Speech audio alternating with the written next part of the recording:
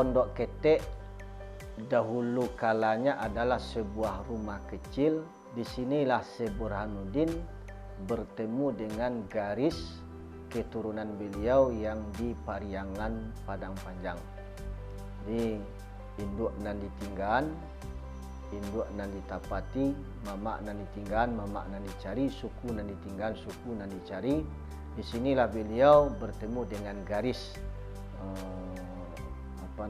garis matrilineal, garis keturunan suku.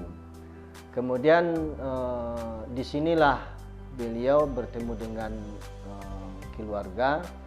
Maka di sinilah tinggal seluruh ijazah yang beliau yang diberikan oleh Maha Guru beliau, berupa 4 helai jubah, kemudian peci, kemudian kitab-kitab, naskah-naskah dan manuskrip.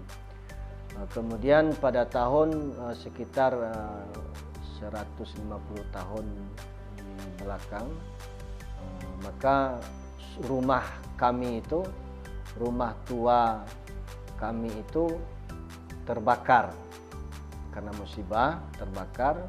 Alhamdulillah peninggalan-peninggalan Syekh berupa manuskrip dan kitab-kitab dan jubah beserta peci itu bisa terselamatkan, tidak keseluruhannya.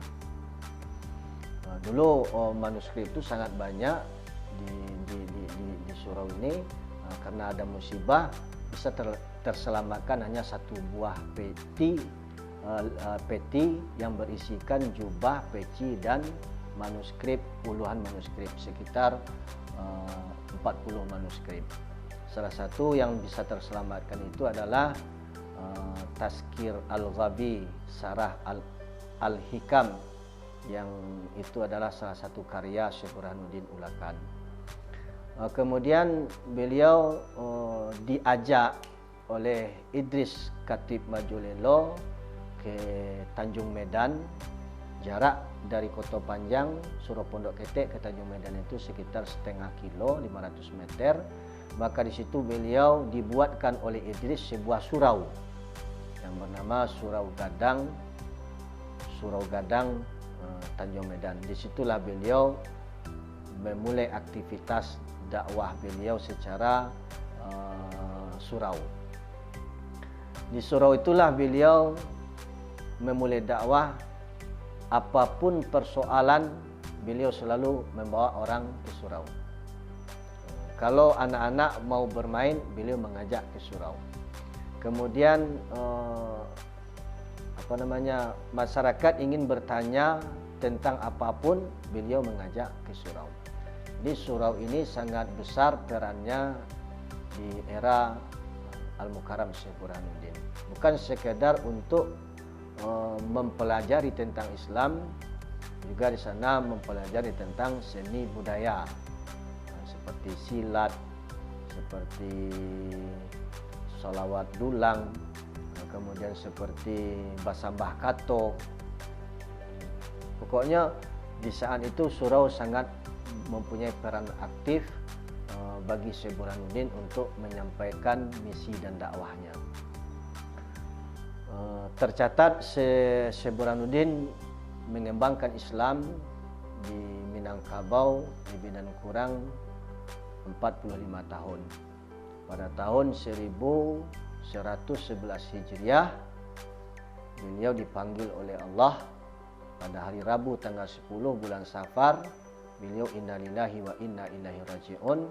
Setelah dakwah beliau selama 45 tahun di ranah Minang atau di Minangkabau, khususnya di Ulakan. Kemudian setelah beliau wafat, maka seluruh pengikut-pengikut Syekh Burhanuddin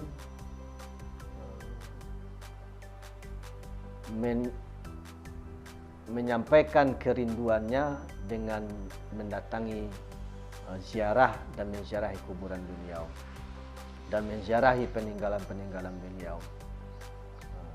Pada masa Syekh Burhanuddin meninggal dunia,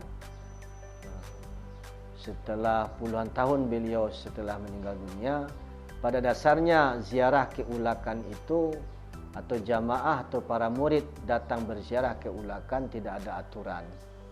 Maka bersepakatlah para khalifah dan para murid Syekh Burhanuddin, pengikut Syekh Burhanuddin, untuk menyatukan ziarah di saat di hari dan di bulan wafatnya Syekh Burhanuddin Ulakan yang dikenal dengan Basapa Kaulakan. Begitulah sejarah ringkas perjalanan Al-Mukarram Syekh Burhanuddin, seorang sosok ulama yang sangat alim lagi sufi, yang alhamdulillah sampai sekarang ini nama beliau selalu diagungkan oleh para pengikutnya. Itu terbukti sampai saat sekarang ini makam beliau, peninggalan beliau, manuskrip beliau dan jubah beliau selalu dikunjungi oleh para penziarah dan pengikut Syekh Burhanuddin. Mudah-mudahan riwayat ringkas ini, sejarah ringkas ini menambah wawasan kita bagi seluruh jamaah dan kaum milenial untuk mengenal seorang sosok Syekh Burhanuddin, sebagaimana beliau adalah seorang ulama yang sangat banyak meninggalkan jasa dan penuh perjuangan di dalam mengislamkan ranah Minang atau Minangkabau. Mungkin itu yang dapat saya sampaikan. Mudah-mudahan menambah kita selalu mendapatkan limpahan rahmat dari Allah, syafaat daripada Nabi besar Muhammad SAW, dan berkah daripada Maha Guru kita Al-Mukarram Syekh Burhanuddin. Wabillahi taufiq wal hidayah. Subhanakallahumma bihamdika asyhadu an la ilaha illa anta astaghfiruka wa atubu ilaika. Assalamualaikum